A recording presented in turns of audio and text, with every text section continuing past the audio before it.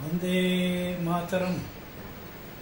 जैसा कि आपने महाभारत में जो सीरियल अभी आया था उसमें देखा होगा कि आपने विराट दर्शन, भगवान कृष्ण ने अपने विराट दर्शन 2 स्थानों पर दिए थे। विराट दर्शन के बारे में चर्चा करने के पहले मैं खासकर ये कहना चाहूँगा कि आजकल लोगों में ईश्वर और भगवान के बीच में अंतर करने की प्रवृत्ति नहीं है।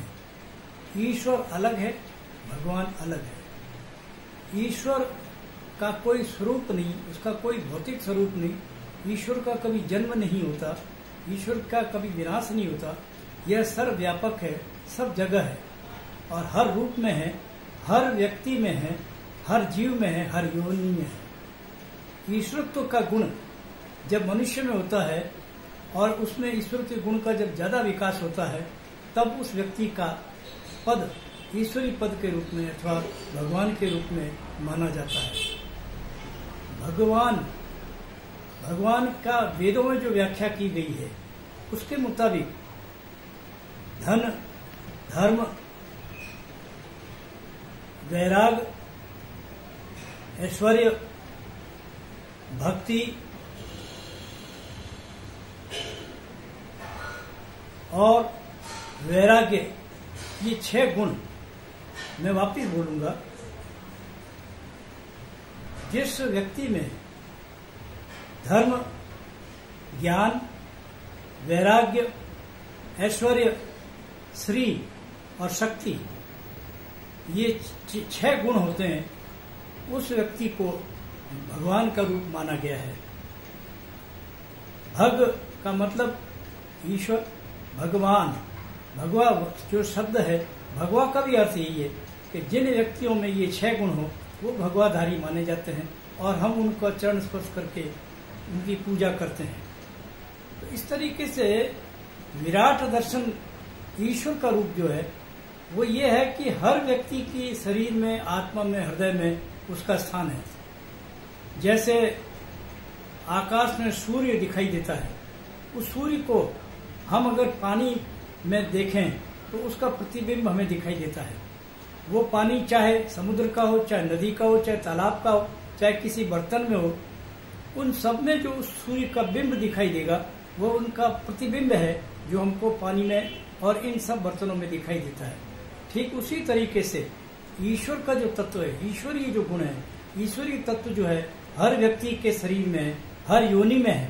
इसलिए जब कभी भी हम किसी सामने वाले किसी व्यक्ति से बात करते हैं तो ये मान के चलो उसमें वही रूप है जो मेरे अंदर है। इस तरह से विराट दर्शन करने के लिए बहुत ही कठिन तपस्या करनी पड़ती है। गीता के 11वें, 13वें, 14वें और 15वें अध्याय में विराट दर्शन की पूरी व्याख्या भगवान कृष्ण ने करके बताई है।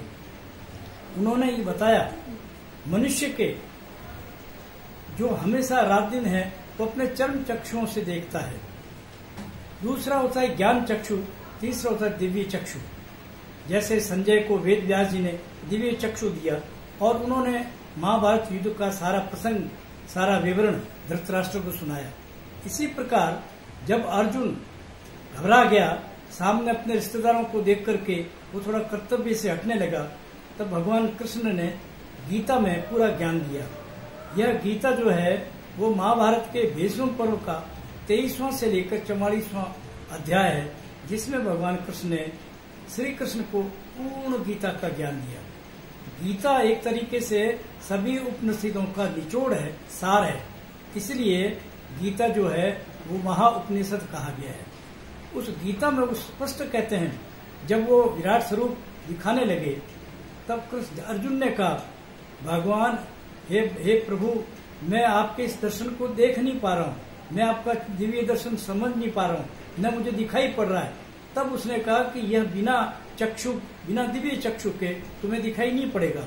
तब उन्होंने अपनी ताकत से उनको दिव्य चक्षु प्रदान किया और उस दिव्य चक्षु को लेकर जब वो देखने लगा तब उसको भगवान का पूरा स्वरूप दिखाई दिया। इसी प्रकार जब हम किसी व्यक्ति में, किसी मानव में दिव्य चक्षु के रूप में जब उसको देखने लगते हैं तब हमें उसका एक भगवत स्वरूप नजर आता है, तब उसके गुणों का हमको पता चलता है। इस तरह ही कैसे है, विराट दर्शन को लोग मजाक के रूप में ले लेते हैं। वास्तव में देखा जाए तो जैसा मैंने पहले ही बताया कि ईश्वर का कोई भौतिक स्वरूप नहीं होता है। कोई अगर ये कहे कि हमें ईश्वर दिखाओ, हमें भगवान दिखाओ, तो ये जो मायावी आंखों के सामने इस मायावी संसार में हम उस विराट दर्शन नहीं कर पाएंगे, न हमें वो ईश्वर की अनुभूति होगी।